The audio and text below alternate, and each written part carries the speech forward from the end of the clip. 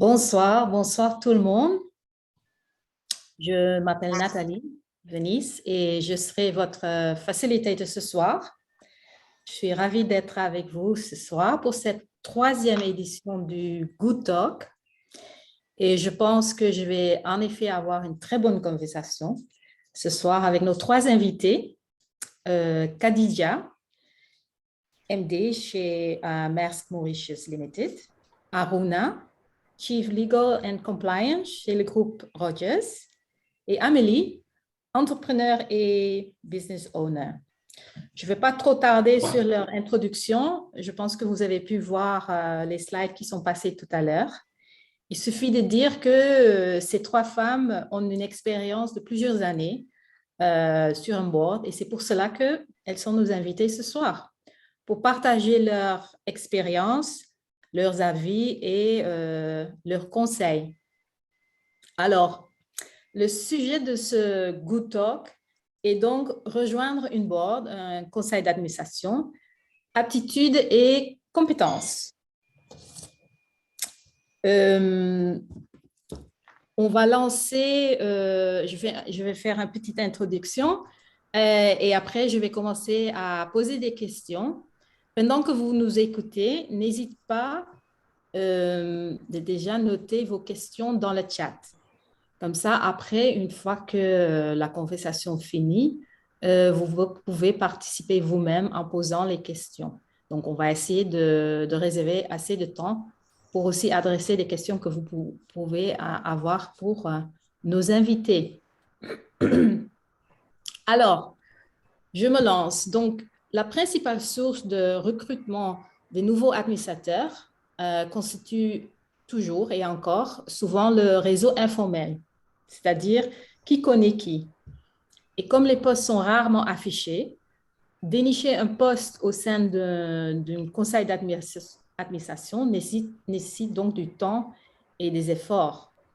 En plus, souvent, quand tu vois les postes qui sont affichés, souvent, c'est un peu le même type de profil qui est demandé, c'est-à-dire expertise dans l'industrie ciblée, plusieurs années d'expérience dans senior management, finance, et expérience audit committee, et assez souvent aussi l'expertise à l'international.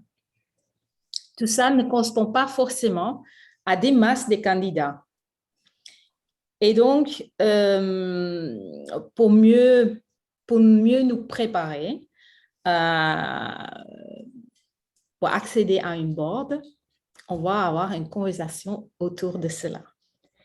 La première question que je veux poser, c'est qu'est-ce qu'on peut faire, nous, les auditeurs qui sont là ce soir, qu'est-ce qu'on peut faire pour augmenter nos chances, à part, bien sûr, de nous inscrire sur la liste chez Board of Good. Et je vais commencer avec Aruna, puisqu'elle est en vue, je vois. Bonsoir, Aruna. Bonsoir à tous. Bonsoir, Nathalie. Merci pour l'introduction. Alors, pour répondre à la question, il y a deux manières probablement d'y accéder. C'est la manière traditionnelle, d'une part, et la manière qui n'est pas conventionnelle, pas traditionnelle. La manière traditionnelle demanderait à ce qu'on build up notre compétence technique, qu'on cible les conseils d'administration et les compagnies où on veut siéger d'une manière réaliste, de la même manière qu'on ciblerait les organisations pour lesquelles on voudrait travailler. C'est aussi peut-être suivre des cours sur tout ce qui est conseil d'administration, les obligations des directeurs, etc. Et le Mauritius Institute of Directors tient beaucoup de ses cours à une bonne formation de ce côté. Il s'agit aussi de s'enregistrer auprès de Board of Good, par exemple, sur la liste. Ils sont arrivés à 200 maintenant. Et puis aussi d'en parler autour de soi, parce que l'île Maurice est tout petit et le word of mouth goes round. et on ne sait jamais quand on apprend qu'il y a un vacancy quelque part. Certains disent aussi qu'il s'agit d'écrire un peu sur les sujets dont on a les compétences afin de se faire connaître. Et puis, il y a la manière qui n'est pas traditionnelle, que moi j'ai appris et que j'encouragerais beaucoup quand on débute. C'est par exemple, tout d'abord, pourquoi ne pas agir comme le alternate director d'un directeur que vous respectez. Donc, vous pourrez approcher quelqu'un d'assez senior pour lui dire laisse-moi te donner un coup de main pour digest et faire un summary de ton board pack. Laisse-moi travailler avec toi et tu vas me coach en retour et j'agirai comme alternate director les fois où tu ne peux pas atteindre le board. Ceci demande bien sûr qu'il y ait une relation de confiance entre les deux parties. Il y a aussi la possibilité d'être coach, d'avoir un mentor qui est un senior director pour aider la personne à build up les compétences et à suivre une direction pour y arriver. La troisième chose, c'est peut-être aussi d'agir comme un board secretary. Beaucoup de personnes ne pensent pas à cela, mais le board secretary occupe une position unique parce qu'elle a une fenêtre sur la manière dont le conseil d'administration est en train d'opérer. Le board secretary voit tous les politiques, tous les dynamics du board et on peut ainsi apprendre beaucoup sur l'agissement, sur le déroulement des conseils d'administration. Voilà un peu, Nathalie, merci. Super, ben merci Aruna. Je trouve que c'est fortement intéressant, surtout le dernier point. J'avoue que même moi-même, je n'ai pas pensé à ça, le board secretary. Et c'est vrai qu'effectivement, à travers ce poste-là, on peut apprendre énormément de choses sur la mode de vie, on va dire, d'une conseil d'administration. Donc, c'est super, ouais, merci. Euh, Tu as aussi parlé de build-up de connaissances techniques. C'est très important, bien évidemment. Mais quand je pense à, par exemple, le fait que souvent, on demande que tu aies un background finance assez complet et assez forte, si tu n'es pas cette personne-là, parce que pour moi, finance, c'est quand même une compétence technique.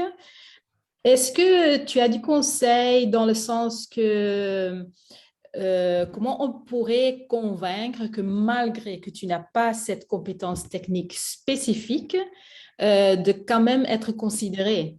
Parce que, par exemple, on ne parle pas souvent des soft skills, mais j'imagine il y a plus que juste les compétences techniques.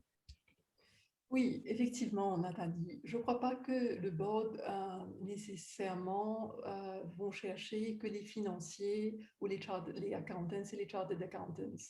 Au fait, dans la réalité, c'est que quand il y a un vacancy, il y a un skills matrix qui est développé par chaque conseil d'administration et on cherche dans le vacancy quel est le skill qui manque et qui ajouterait de la valeur dans les discussions des boards. Et c'est cette compétence qui manque là qui drive le choix des candidats. Mais je ne pense pas que c'est uniquement la compétence, par exemple, finance ou légale ou whatever, ou IT. Je pense qu'il y a les autres soft skills aussi qui est pris en considération, pas juste la compétence technique. D'accord, merci. Je t'en Je prie. passe à Khadija.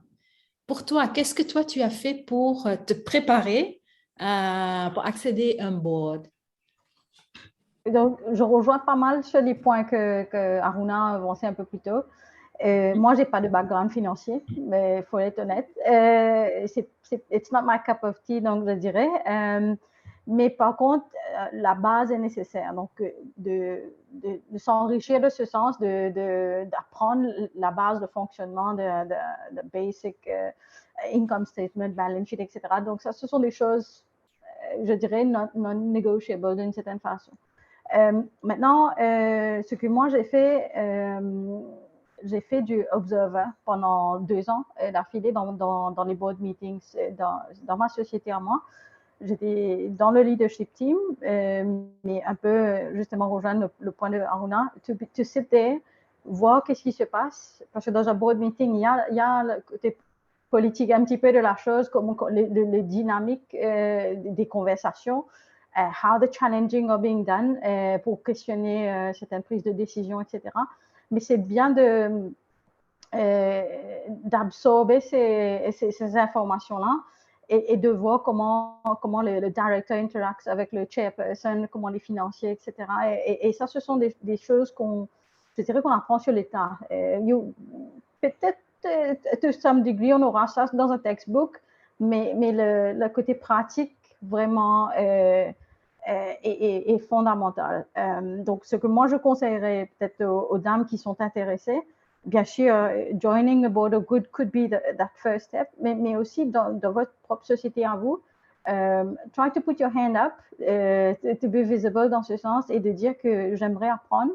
Let me be an observer, a fly on the wall dans ce meeting-là pour prendre des notes, pour voir qu'est-ce qui se passe. Et de là, si on a un mentor to debrief après, qu'est-ce qui s'est passé, quelles sont les choses qu'on a retenues, qu'est-ce qu'on aurait pu faire de mieux. Peut-être qu'il y a des petites choses comme ça qui peuvent être faire surface après le meeting, mais c'est bien de debrief avec quelqu'un. To do it on your own, je ne dis pas que c'est impossible, mais d'avoir un soundboarding après avec ça peut être un autre membre du board ou un mentor, dans ce sens, ça aiderait. Chose que, comme je vous dis, j'ai fait pendant 2 ans d'affilée. And then I got my place on the board of directors au bureau chez nous. Yeah. Pour se faire inviter dans une conseil d'administration, enfin, je ne sais pas quelle fonction tu tenais au moment que tu as commencé qu'on t'a bien laissé observer. Je ne sais pas, tu étais déjà dans le senior management? Oui, j'étais déjà dans le leadership team de la société, mais une fonction qui n'était pas vraiment conviée à un conseil d'administration as such. Mais I put my hand up. Je voulais apprendre, je voulais progresser et c'était quelque chose de non-negotiable pour moi. Maintenant, aujourd'hui, moi, je fais ça avec mes direct reports et mon leadership team. Et je les invite dans mon board meeting chaque année to sit there and to observe, to ask questions if you want to, mais c'est vraiment pour apprendre. Oui, je pense que c'est effectivement une bonne idée et super d'attendre que toi-même, tu maintenant aussi proactivement, tu proposes cela parce que c'est vrai que souvent, quand on n'est pas sur un board, on peut se former des idées de comment ça se passe. Ou parfois on dit, ah, mais les gens de conseil, ils ne comprennent rien. Mais ça, c'est peut-être ce que tu vois de l'extérieur. Pourtant, quand tu es dans le boardroom, tu vas comprendre que ça peut être tout autre chose. OK. Amélie, c'est toujours un peu merdique, si je peux le dire, d'être le dernier, parce qu'il y a déjà pas mal de points qui sont mis devant, mais peut-être tu as des choses à rajouter pour accéder à une board. Je ne sais pas s'il y a quelque chose de spécial que toi, tu as fait au début. Merci Nathalie, bonsoir tout le monde. Écoutez, bien sûr, Aruna et Khadija ont donné des bons tips. Moi, je pense que le point de départ, en fait, c'est vraiment l'intention qu'on pose quand on a envie de candidater, en fait, pour un conseil d'administration. Vous faites quoi, en fait? Quel va être votre objectif? Vous voulez créer quelle valeur? Et puis, est-ce que vous connaissez suffisamment pour savoir quelles sont vos valeurs personnelles, quelles valeurs vous allez apporter sur le board? Quelle est votre singularité, du coup? Parce que oui, moi non plus, je ne suis pas un jack dans les finances. Je n'ai jamais été et je ne le serai jamais, je pense, bien honnêtement. Mais j'ai d'autres qualités. J'ai beaucoup de valeurs à ajouter. Et en fait, si vous voulez, dans un conseil d'administration, on ne peut pas avoir que des carrés. On a besoin d'avoir des ovales, et des ronds et des triangles. Et je pense que c'est important d'être convaincu soi-même que c'est OK d'être un rond, d'être un rond sur un board de carré. C'est tout à fait OK. Et souvent, j'ai envie de dire que des fois, le board va venir tout seul pourvu que vous-même vous êtes convaincu et vous avez posé l'intention. moi, je me suis souvent pas trouvée suffisamment légitime pour siéger sur un conseil d'administration. Et alors que c'est plus facile pour les hommes, par exemple, de se sentir légitimes. Ils y vont, ils savent pas grand-chose, mais ils y vont, on les propose. Mais nous, on réfléchit à deux fois, est-ce qu'on est légitime, est-ce qu'on a les compétences, est-ce qu'on pourra faire, et tous les doutes qui viennent avec. Et ça, c'est pour moi vraiment le point de départ.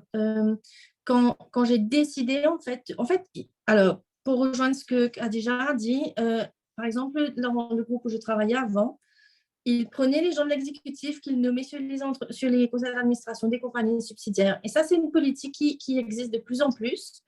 Donc, c'est de nommer des hauts cadres, des cadres dans les conseils d'administration des compagnies subsidiaires. Donc, je pense qu'il suffit de signifier son intention à son boss ou au secrétaire de compagnie en disant, voilà, je suis intéressée, ça m'intéresse, je veux participer, dépendant de sa position. Et quand il y a une opportunité, c'est possible de le faire. Ne pas oublier aussi qu'il y a beaucoup de compagnies GBL qui cherchent des resident directors et donc d'approcher des secrétaires de compagnie de certaines firmes, ça peut ouvrir, se déboucher sur des opportunités. Et puis, donc, une fois que vous avez signifié votre intention, vous allez souvent, comme Khadija a dit, l'opérationnel en contact avec la direction, c'est vachement important parce que on est une seule équipe. Donc, plus le leadership opérationnel va amener le reste de l'équipe sur le conseil d'administration, plus il y aura un alignement et une bonne direction. Donc, moi, je trouve que c'est vraiment une bonne idée. Et si vous êtes dans des positions, dans ce type de position dans les entreprises, allez-y, faites les propositions, dites, mais on peut venir présenter notre projet, on peut venir présenter les choses. Allez-y, créez le lien. Et puis, moi, j'ai passé par la méthode bien simple. Une fois que j'étais sûre que je voulais siéger sur les conseils d'administration, je me suis inscrite à la MIUD. Il n'y avait pas Board of Good à l'époque. Et puis, il y a eu un appel de candidature et j'ai répondu. Et en fait, l'appel de candidature était anonyme. Donc, je ne savais pas pour quelle compagnie, quelle compagnie cherchait. Je savais que c'était une compagnie financière et je me suis dit, mince, mais moi, je suis HR, communication, marketing, finance, pas trop. Mais c'est pas grave, j'y vais. Et donc, je me suis lancée. Et une fois que j'ai fait mes débuts, on va dire, là, j'ai suivi le programme de la MIUD, le Directors Development Program. Donc, et du coup, j'ai eu mon certificate, postgraduate certificate en corporate governance. Donc, ça aussi, c'est un bon outil, mais de le faire une fois qu'on est déjà rentré sur un board, parce que sinon, on ne va pas comprendre. Enfin, on a besoin de la pratique pour pouvoir comprendre la théorie. Et donc, voilà un peu des astuces. Mais le point de départ, c'est moi, c'est vous, votre valeur ajoutée. Et quelle valeur ajoutée vous pouvez apporter à l'entreprise. Et s'il y a vraiment une entreprise qui vous tient à cœur, que vous vous sentez vraiment attiré, contactez le secrétaire de compagnie et exprimez votre candidature. Et dès qu'il y a un vacancy, vous pouvez dire que vous êtes disposé, vous croyez en la compagnie et vous souhaitez être directeur indépendant. C'est tout à fait possible. Donc voilà, j'espère que j'ai répondu un peu aux questions. Oui, oui, plus que ça. Je pense très bien, merci beaucoup pour cela. Et ce que je retiens surtout, c'est ton conseil ouais, c'est important d'abord déjà de décider toi-même, voilà ce que je veux et voilà ce que je pense que je peux apporter. Je pense que quand tu as une approche comme ça, c'est tout différent d'une approche qui dit, ah, mais tu sais, je pensais que peut-être que je pourrais tu vois ce que je veux dire. Et je pense, effectivement, ça commence déjà à un travail en soi de vraiment savoir, voilà, c'est ce que je veux, je fais mes étapes. Ouais, je pense que ça augmente vachement tes chances. Vous voulez rajouter Et quelque chose? si je peux ajouter, sincèrement, la motivation ne doit pas être la rémunération. Au début, vous devez être autonome financièrement, vous devez pouvoir gagner votre vie d'une autre façon, parce que du moment que vous faites ça que pour l'argent, ça fausse le sens en fait. L'argent viendra après. Mais commencez pour l'expérience, pas pour la rémunération. Ok, très bien. Je reviens à un point que Aruna, je crois, avait mentionné au début, que pour accéder à un poste, que tu te prépares, tu fais peut-être des cours spécifiques sur corporate governance, ou comme toi, Amélie, que tu as dit, le Directors Development Programme qu'à l'époque MIUD avait, et aujourd'hui on a le Women Academy, je crois, je ne sais plus exactement le nom, mais je veux dire, il y a des formations à faire.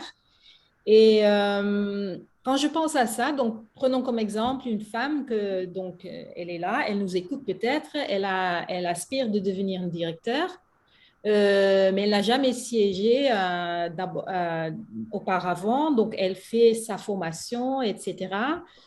Mais d'après ton expérience, et je commence avec toi, Amélie, puisque tu es toujours là, et puis je te donne l'opportunité de répondre premier. Euh, D'après ton expérience, quelles sont les choses importantes que tu devrais savoir ou comprendre et qu'on n'apprend pas forcément dans cette formation, si je vois ce que je veux dire. Donc, parce que dans la formation, c'est surtout les règles, les choses bien techniques, la théorie. Mais est-ce que toi, tu y tiens Alors, des choses? Ouais. donc, et la formation, on n'est pas obligé de la faire, hein, mais au moins, il faut être au courant du Companies Act et du code de gouvernance et savoir qu'est-ce qu'on attend de toi comme sur un conseil d'administration parce que la responsabilité est énorme.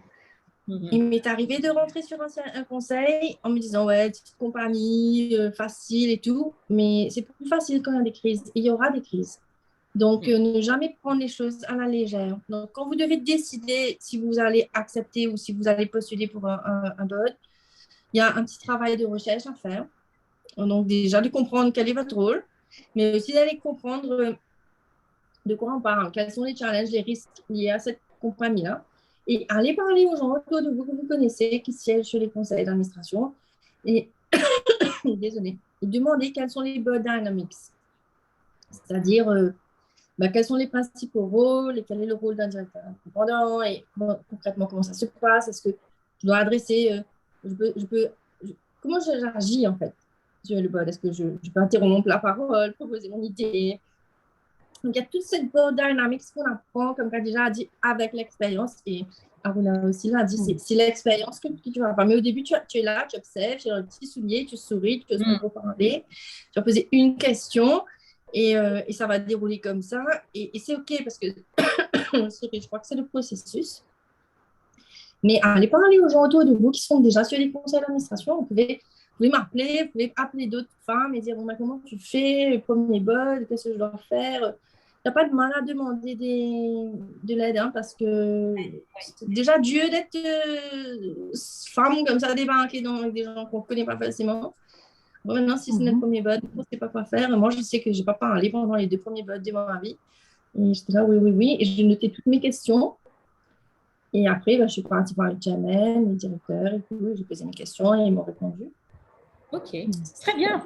Voilà. Donc, pas prendre à légère et puis n'hésitez pas de déjà poser pas mal de questions à ceux qui pourraient t'aider. Alors, je passe à Khadija parce que je vois que Aruna est bien active dans le chat. Khadija, pour toi, est-ce que il y a des choses que toi tu dis, tiens, c'est vraiment important et que j'ai pas forcément appris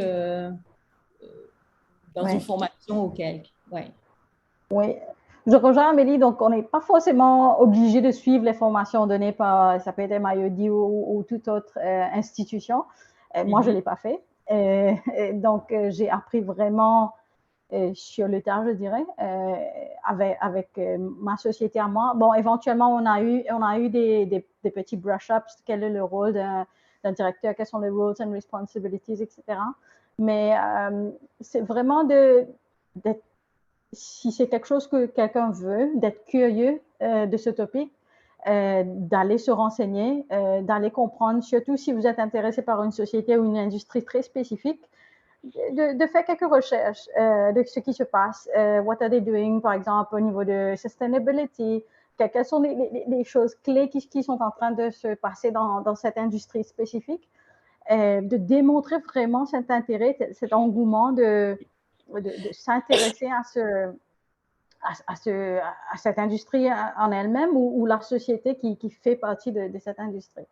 C'est vraiment en se démarquant, je dirais, en faisant ces petits homework, je dirais, de part et d'autre, que vraiment on sort du lot et on peut se permettre de commencer à poser des questions dans les meetings ou faire des remarques, par exemple, OK, on a vu un action plan ou on a entendu un commentaire que there is an action to be done, etc. Mais qu'est-ce qu'on est en train de faire? Quelles sont les choses un peu plus précises, par exemple? Quels sont les délais qu'on est en train de mettre? Qui le fera?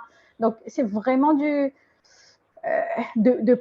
pousser la conversation un peu plus dans ces réunions-là. Mais aussi en écoutant, d'appliquer un petit peu de critical thinking. Je me souviens aussi, pareil, les premiers boards, j'écoutais beaucoup, oui, et on n'ose pas trop voilà, parler ou se mettre en avant, mais les réflexions étaient là. Donc, en sortant du board, je me suis dit, mais qu'est-ce que j'ai fait de plus? D'accord, j'ai appris pas mal de choses, mais quelle est ma contribution? Et c'était presque zéro, parce que j'ai pas osé parler à that point in time. Les choses que j'ai rattrapées justement le prochain meeting, et que voilà, on ose, on pose des questions, mais ça et ça ne fait pas trop sens. Est-ce que vous pouvez juste clarifier? What do you mean by this? Je suis sûre que certaines personnes dans le meeting aussi n'avaient pas compris, mais personne n'osait le dire, parce que par respect pour le chairperson ou le directeur, etc., en étant assez imposant et autres. Mais d'avoir juste le culot. What could be the alternative? Donc, pour moi, il n'y avait pas de very bad alternative. C'était que, OK, I'm answering you the question. Mais en se faisant, il fallait juste poser la question, il fallait juste trigger the thinking et avoir ce critical mindset-là, ça aide. C'est un point très important, je pense, et ça rejoint un peu à ce qu'Amélie disait, que parfois on peut avoir l'impression que sitting on the board, c'est facile, quoi, parce que c'est effectivement souvent ce qu'on voit. On est là, on a un agenda, les gens disent oui, oui, oui, mais on a quand même une responsabilité. Tu es un directeur, ça veut dire que toi, personnellement, tu es quand même responsable et donc, si ce n'est que dans ton propre intérêt, c'est important de poser des questions critiques ou des questions quand tu n'as pas tout à fait saisi ou compris la question ou l'information, de poser des questions. C'est très important, je pense, en effet. Aruna, tu as des choses à rajouter, peut-être? Des choses qu'on n'apprend pas dans les cours sur le fonctionnement d'un board. Tout d'abord, il y a la culture de l'entreprise. Et c'est important, quand on entre sur un board, de bien saisir et de bien cerner la culture de l'entreprise. Souvent, quand on se joint à un board,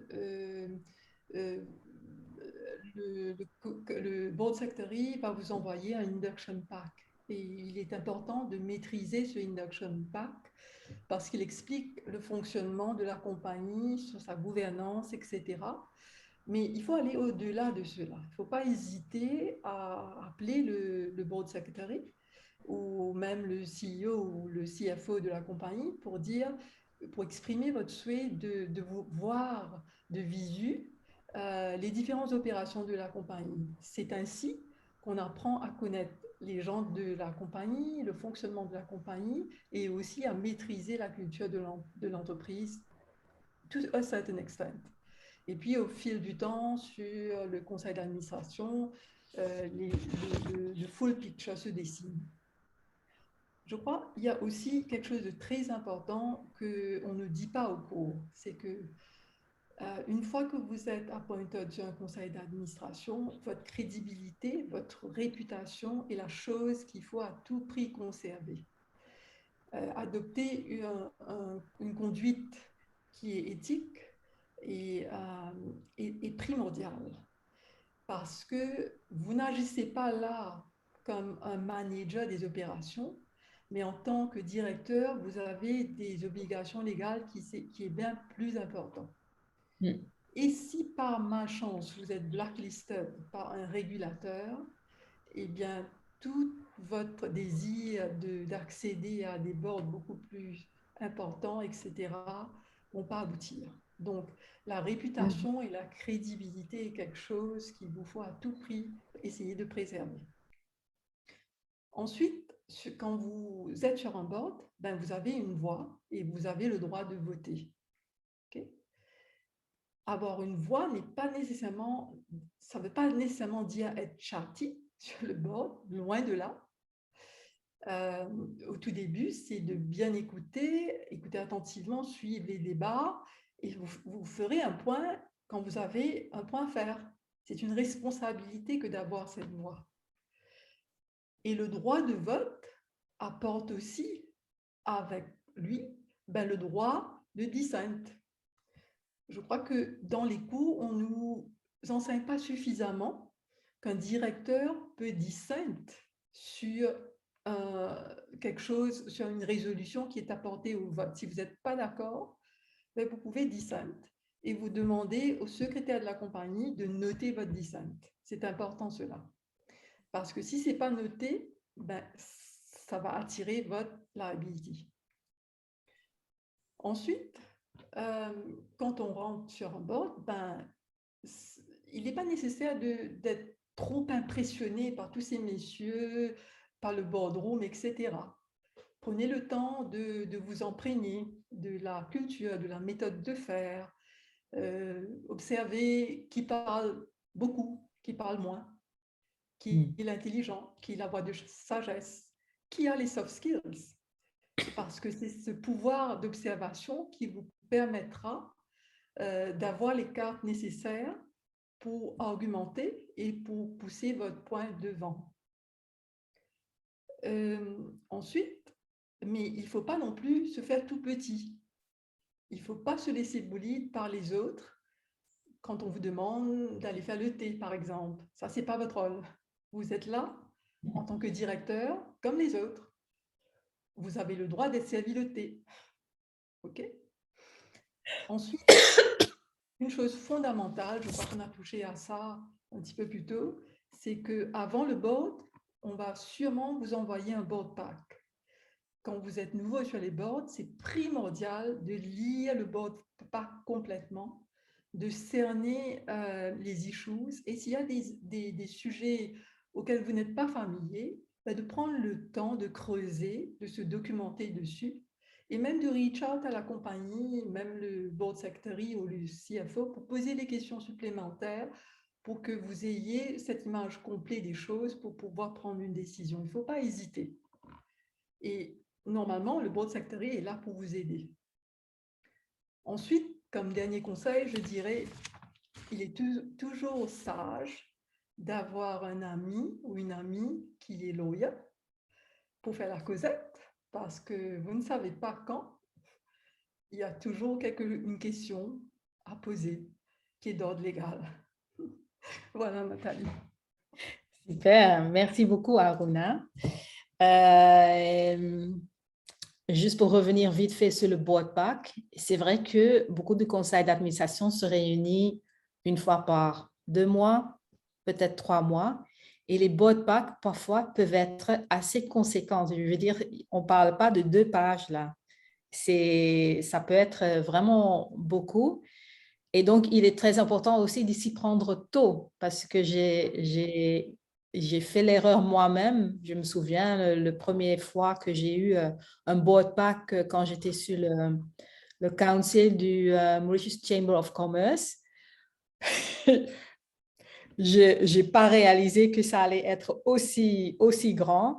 Et donc, j'ai commencé à lire ça la veille, quoi. C'était une grosse erreur parce qu'il faut vraiment se préparer, bien lire, déjà noter des questions éventuelles que tu as, peut-être parler avec quelques-uns dans l'organisation et tu ne pourrais pas faire ça si tu fais ça au lit juste avant de te coucher, quoi. Donc, c'est effectivement très important. On passe à la dernière question pour aussi avoir suffisamment de temps pour voir les questions dans les chats. Je ne l'ai pas lu, mais j'ai vu que je suis déjà à 22, je crois, de chat notifications. Donc, j'imagine que ça papote là-dedans. Ma troisième question à vous trois, c'est donc maintenant, vous êtes sur le conseil d'administration. Je pense qu'en étant femme, vous aussi, vous êtes, je pense, d'accord que la diversité, c'est quand même important parce que ça rajoute, plus qu'on a des gens qui pensent différemment, qui parlent différemment, plus que la conversation, les débats sont riches. Et comment vous voyez votre rôle dans le sens pour aider justement que cette diversité continue à grandir? Parce qu'aujourd'hui, on est en bonne voie, de plus en plus de femmes qui rejoignent, pas encore des masses, mais c'est en cours. Board of Good, avec sa liste, on a le bon espoir que ça va aider quand même, parce qu'il y a pas mal de femmes déjà enregistrées là-dessus. Mais comment vous voyez donc votre rôle maintenant que vous êtes vous-même sur le board? Est-ce que vous pensez que vous pouvez jouer un rôle déjà? Et si c'est le cas, quel pourrait ça être? Et Aruna, pourquoi pas toi, pour lancer ça? Je crois, merci Nathalie, je crois que quand on se joint à un conseil d'administration, votre tout premier conseil d'administration, c'est difficile de faire cela. Parce qu'il y a tellement de choses à prendre en jeu, de maîtriser, de se sentir confortable dans son fauteuil, etc. Et puis, il y a tellement de choses à apprendre sur le fonctionnement d'un board. Et je crois que une seule femme sur un board ne peut pas emmener ce genre de changement. Moi, ce que j'ai fait, c'est que j'ai pris une position sur les boards où je suis comme étant féministe. Donc, à chaque fois que quelqu'un dit un he, je dis un she. Qu'on dit husband, je dis spouse, pour bien faire comprendre qu'il doit y avoir un gender balance. Alors, heureusement, je ne suis pas taxée nécessairement pour être un féministe, mais ça crée un peu cette balance. Et là où vous avez la possibilité de vous joindre, par exemple, sur le Corporate Governance Committee, où ça se passe, où les vacancies se passent, parce que le Corporate Governance Committee regroupe aussi le Nomination Committee. Et donc, quand il y a des vacancies, obligatoirement, ça passe par le Nomination Committee. C'est d'essayer à ce moment-là d'emmener le débat sur une balance. Tout dépend du team qui est autour de vous et de la voix que vous avez par rapport à cette instance. Autrement, c'est d'en parler autour de soi dans les organisations. Et je suis contente de voir qu'il y a des organisations privées telles que MCB et Ciel Group qui ont affiché ouvertement les targets qu'ils veulent achieve, par exemple, sur Gender Diversity. Mais la diversité va beaucoup plus loin que juste gender, obviously. Ouais. Merci. Merci à toi. Khadija, qu'est-ce que toi tu as rajouté là-dessus? Moi j'aime bien l'analogie que Camélie avait fait un peu plus tôt. Sur un board carré, on met quelques ronds ou quelques triangles ou d'autres formes. J'aime bien ça parce que ça parle justement de diversity et pas juste de diversity ou gender, mais de thoughts. Donc, avoir des gens pas forcément de background financier, mais avoir des empathetic leaders, justement, des gens avec sustainability mindset, par exemple, ça contribue à ce que le débat qui se fait dans un conseil d'administration soit plus élevé et qu'on est en train de voir l'ensemble pour l'organisation au lieu de se focaliser. OK, on a fait du profit, that's it, on va payer du dividende et c'est bon. Je ne dis pas que ce n'est pas une mauvaise chose, mais il y a beaucoup plus que ça, et surtout pour qu'une société soit sustainable justement à long terme. Pour moi, de par ma fonction, j'ai la possibilité justement de prendre des gens, de ramener dans mon board meeting. Ça peut être même au niveau managerial, dans les management meetings, de faire ces gens-là être des observers ou de temps en temps de poser des questions. Il y a des choses que peut-être ils ont des idées, le côté opérationnel de la chose qui peut aider justement le leadership team. Et voilà, de contribuer aussi à ce genre de diversity of thoughts. Donc, je continuerai à le faire parce que j'ai vu que ça aide, premièrement, ceux qui sont en train d'être dans ces réunions-là, de grandir, de penser autrement, mais aussi de démystifier un petit peu what is a board meeting. Tout le monde pense que c'est, voilà, very secretive, on ne sait pas ce qui se passe, c'est très hush-hush and all, mais ce n'est pas forcément ça. Bien sûr, il y a un élément de confidentialité sur certaines choses, mais c'est plus le débat pour la société and how do we take it forward. Donc, oui, moi, je continuerai à le faire et j'encouragerai d'autres chairpersons, CEO, directors, que ce soit hommes ou femmes, voilà, donner une chance aux autres, de prendre peut-être de temps en temps quelques protégés under your wings et de les pousser et d'avoir je dirais, ce sentiment d'altruisme envers les autres qui veulent monter dans le pipeline. Et surtout, bon, doublement pour les femmes. Donc, si vous êtes femme dans une position assez clé, then do it. Il faut ouvrir la voie aux autres, je dirais. Voilà. Super, merci pour cet encouragement, Khadija. Amélie, tu as des choses à rajouter? Ah oui, c'est pas toujours facile des fois de pouvoir placer, par exemple, une femme additionnelle, etc., même si on est sur le comité de gouvernance. Mais je pense qu'il faut être prêt, c'est-à-dire avoir en tête déjà des contacts, un réseau, des CV, un succession planning. Donc, pour que du moment qu'il y a une personne qui quitte, on est prêt, on sait, ah, je connais quelqu'un, je peux poser. Parce que sinon, le temps qu'on a fait la démarche, etc., des fois, ça dépend des bonnes, c'est difficile de s'imposer. Donc, je crois qu'il faut être prêt et avoir des noms sous la main et veiller qui sont les gens qui auraient pu être intéressés. Ça, c'est important. Et puis, ben, comme Khadija dit aussi, le mentoring, pourquoi pas.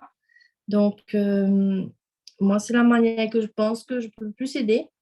C'est d'être présente pour celles qui en ont besoin. Donc, vous pouvez me contacter.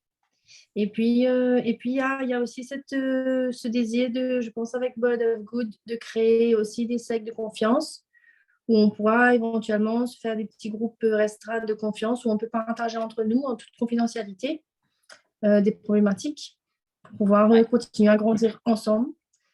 Comme Aruna a dit, avoir un lawyer sous la main, un financier sous la main, un agent sous la main, etc. Des gens qui nous complètent, qui nous complémentent et qui sont de confiance, en fait, nous fait grandir. Moi, je crois beaucoup dans la force de l'équipe. Donc, ne jamais faire cavaler seul parce que ça ne nous emmène pas trop loin. Mais être prêt, en fait, c'est ça qui va nous amener, je pense, à avoir cet équilibre, en fait, humain et de progrès dans nos bodes et dans le pays. Donc, voilà, c'est ce que je voulais ajouter. Merci. Super, merci beaucoup.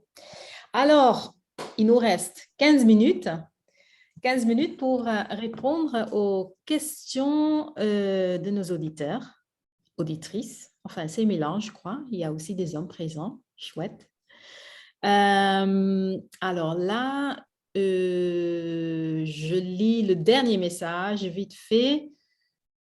Donc, apparemment, il y a énormément de questions, mais c'est super. Mais bien évidemment, on ne pourrait pas adresser toutes les questions. Donc, est-ce que je vais... Katia, qu'est-ce que tu veux que je fasse? Je prends un au pif parce que ce sera difficile pour moi. Ce que je Tu peux me proposer. Oui, en fait, on va reprendre dans l'ordre chronologique. Ce que je proposais, c'est que une question, une personne, peut-être ne pas avoir les visions des trois participantes sur une question. Donc, il y avait une question autour de la différence entre un directeur exécutif et non exécutif. Je pense que c'était intéressant de pouvoir démystifier ça. Donc c'était une question Donc, de la part de Shalini. Shalini. Voilà. Oui. Voilà, c'est quoi la différence entre le rôle d'un exec et non-exec? Et aussi expliquer le rôle d'un company secretary. OK.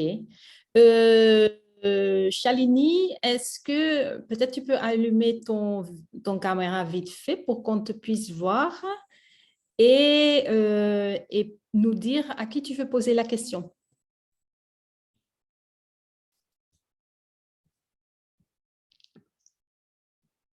Est-ce qu'elle elle a la possibilité d'allumer son caméra? Oui, elle est là. Shalini, Bonsoir. allume ton micro. Oui, pardon, j'ai allumé la caméra sans le micro, ça ne va pas le faire. Bonsoir à toutes. Donc, en fait,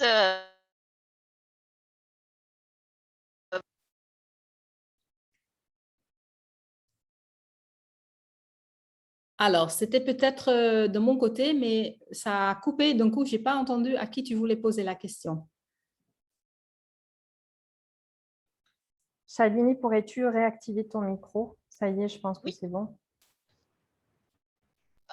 oui, donc en fait, peu importe. Hein, je me Peu disais, importe. peu importe la question, c'est une question d'ordre général. OK. Ben, dans ce cas-là, je vais faire facile. Je vais demander à Madame Corporate Governance, Aruna, de donner une explication vite fait sur différence entre rôle d'executive director, non-exécutif et compagnie secrétaire. Alors, je vous encouragerai toutes, tous, à lire le code de bonne gouvernance, le deuxième code de bonne gouvernance lancé en 2016 et implemented à partir de 2017, qui parle de ces sujets. Et vous pourrez avoir une copie électronique sur le site de la NCCG, donc www.nccg.nu. Executive Director, c'est quand on est employé par l'entreprise, par la compagnie. Par exemple, moi, je suis Executive Director de Rogers parce que je suis employé par Rogers & Company Limited.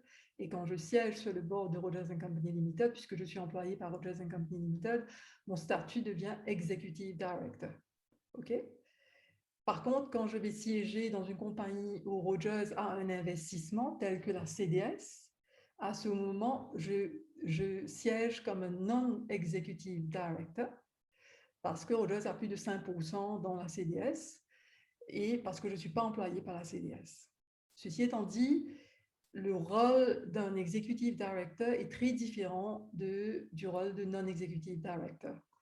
L'executive director est là et normalement le code recommande 2 executive directors, c'est pour aider à présenter au board, au reste du board, tous les sujets de l'entreprise, de répondre aux questions que les autres directeurs, que ce soit indépendants ou alors non-executive directors, ont par rapport à l'entreprise. Généralement, c'est le CEO qui présente les choses, mais souvent, il y a des questions d'ordre financier, légal, compliance, etc. Et c'est d'aider à donner cette image qui est un peu holistique de la chose. Donc, il faut bien connaître l'entreprise, il faut bien lier son board pack et il faut répondre aux questions. Voilà, on répond à beaucoup de questions. Alors, donc, non-exécutif, on est non-exécutif parce qu'on n'a pas le statut d'indépendant. Pour une raison ou une autre, il y a un shareholding quelque part qui vous disqualifie d'être un indépendant. Mais ce n'est pas grave. Le non-executive director est là pour poser les questions et pour agir, pour jouer son rôle pleinement en tant que directeur, questionner le management, chercher à comprendre, avoir l'image complète des sujets qui sont présentés et quelque part de mettre un peu sur la sellette management par rapport à les chiffres, stratégie, où vous êtes en train d'aller, est-ce que vous savez comment rouler le business, parce que c'est ça le rôle du conseil d'administration. Ce genre de choses. Il y avait le rôle de l'indépendant, du directeur, alors on appelle Independent Non-Executive Director, je ne sais pas pourquoi c'est long comme ça, mais moi je l'appelle indépendant.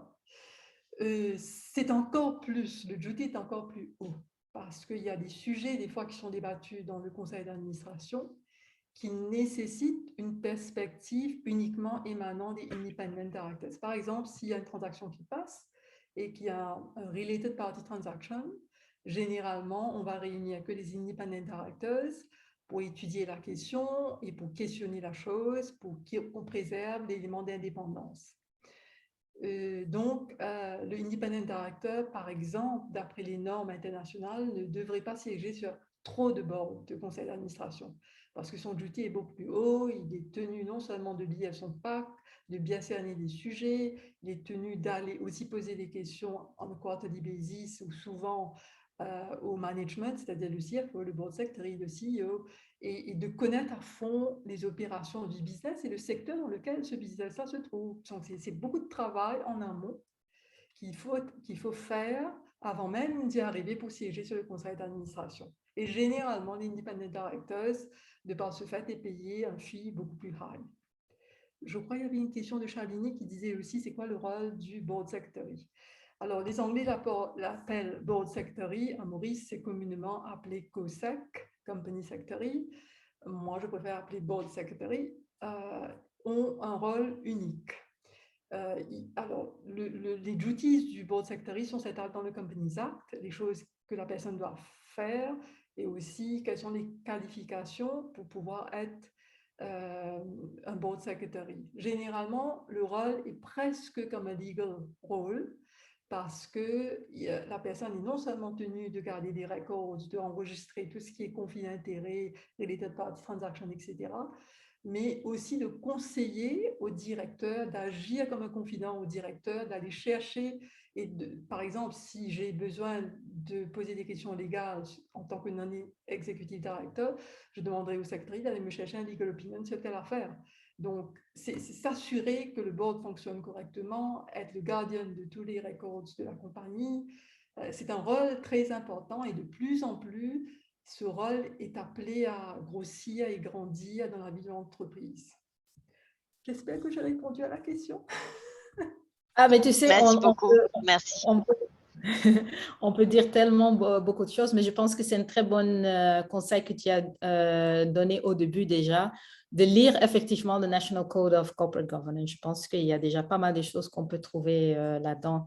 On continue avec une question de Myriam Blin et je vais juste le trouver. Qui était... Je viens de te l'envoyer, Nathalie, sur ton private chat. OK, oui. Oui, mais je voulais commencer avec un qui était juste un petit peu plus haut, c'est-à-dire que les specific challenges que tu as rencontrés en étant femme sur un board, mais je pense surtout aussi intéressant à savoir, est-ce qu'un de vous a déjà eu un conseil d'administration sur lequel tu n'étais pas la seule femme? Et si tu n'étais pas la seule femme, est-ce que tu as comme senti que ça a donné une différence? J'espère que j'ai bien traduit la question, mais sinon, je le répète, la question d'origine qui était en anglais. What have been the specific challenges you've been facing as a woman on a board? And have any of you sat or are sitting in boards where there are more than 2 women? And if so, did you feel it made a difference in terms of voice and impact? Alors, Amélie. Je veux bien répondre. En fait, oui, ça fait une différence. Ça fait une différence de par les regards et ça fait une différence quand on a besoin d'amener des changements un peu plus structurels, je trouve, parce qu'il y a plus de diversité. Et ça fait une différence aussi parce qu'il y a des hommes qui sont bullies. Ils aboient beaucoup. Ils te parlent mal. Ils te rabaissent. Et tu dois pouvoir avoir des alliés. Donc, je pense que c'est bien d'avoir des alliés. Alors, ça peut être des hommes aussi qui sont totalement respectueux et tout. Mais quand tu es la seule femme, c'est plus facile pour les autres d'abuser. Donc, ça, c'est au niveau du board dynamics, des relations. Après, au niveau de la performance de l'entreprise, si tu vas chercher toutes les études du monde, oui, on te dit que plus de diversité, plus de richesse, plus de création de valeur, etc. Ce n'est pas discutable. Donc, ça, c'est certain. Mais après, toi, tu es là pour faire ton travail, tu le fais bien, tu le fais du mieux que tu peux, avec ton talent, tes compétences, et c'est ça qui compte. Femme ou homme, tu es un professionnel aussi. Mais vraiment, de pouvoir être plusieurs femmes, ça peut être beaucoup plus dans la dynamique de BOD et la création de valeur et aussi comment on dit ça, le ton. Moi, je trouve, hein, et peut-être que les autres ne partagent pas mon avis, mais le ton du BOD est plus respectueux, moins conflictuel quand il y a plus de femmes. Sinon, ça va, on peut te bully, c'est assez, des fois, impressionnant. D'accord. Voilà. Ben, merci. J'espère que Myriam, ça a répondu à ta question. Désolée, je ne t'ai pas demandé d'allumer ton caméra pour aller un petit peu plus vite parce qu'il nous reste encore 4 minutes. Et donc, pour une dernière question, qui est toujours de Shalini, qui pose la question, est-il conseillé de choisir une variété de boards, c'est-à-dire dans plusieurs secteurs d'activité, donc dans des secteurs différents? Khadija, qu'est-ce que toi tu en penses? Excuse-moi, Nathalie, je vais devoir te demander de reposer la question parce que mon écran s'est figé pendant quelques secondes. Ah, ok, pas de souci. Oui. Question de Shalini qui est, est-il conseillé de choisir une variété de boards, c'est-à-dire dans plusieurs secteurs d'activité? Bien sûr, selon ses aptitudes et compétences. Alors, oui, donc comme Auna avait dit un peu plus tôt, en tant qu'indépendant, c'est pas conseillé de toucher trop de boards, de trop de conseils d'administration, because it becomes very, very demanding. Mais par contre, si c'est quelque chose de that you feel interested, je dirais, de grandir justement, d'apprendre sur plusieurs secteurs, yes, you can. Mais c'est à vous de faire la part des choses et de ne pas entrer trop non plus dans certains types de conflits d'intérêts en étant sur des conflicting boards, je dirais. Donc, oui, ça peut être très, très intéressant, très, très enrichissant et d'apporter justement un point de vue externe si vous ne venez pas vraiment de cette industrie spécifique. Oui, ça peut être un point fort, effectivement. OK. Ben, écoutez, je vois qu'il nous reste 2 minutes. Je trouve que c'est pas mal. Donc, moi, je dis déjà merci. Merci à Amélie, Aruna, Khadija pour votre temps. Je suis bien contente avec cette conversation. Je pense qu'on a touché pas mal des points important et intéressant. J'espère que vous qui nous écoutez aussi, que c'était voilà pour vous et que vous avez appris des choses. Je ne sais pas si Katia veut rajouter quelque chose ou Natacha. Non, en fait, donc c'est juste pour dire merci. On est très contente d'avoir eu beaucoup de participation, beaucoup d'échanges, beaucoup de questions. Donc, si vous avez d'autres questions qui vous viennent, n'hésitez pas de nous les envoyer et nous pourrons y répondre par email. Donc, si voilà, vous avez digéré toutes les informations. Et autre point d'information, donc cette session est enregistrée et sera diffusée sur la chaîne YouTube du Board of Good. Et donc, vous pourrez la revoir si vous voulez revoir certains documents, certaines formations que vous n'avez pas eu le temps de noter durant la conférence. Et aussi, n'hésitez pas à la partager à d'autres personnes si vous pensez que ça pourrait être utile aux personnes que vous connaissez, des personnes de votre réseau. Merci. Super. Ben, écoutez, je pense que it's a wrap. Merci encore à tout le monde. C'était le dernier Good Talk de cette année, 2021. Donc, je vous souhaite déjà, un peu tôt, mais allons, pourquoi pas, de très bonnes fêtes. Stay safe. Et on se retrouve en 2022. Merci, mesdames. Merci Nathalie. Merci Au revoir. Natacha. Bye bye. Bye. Bye.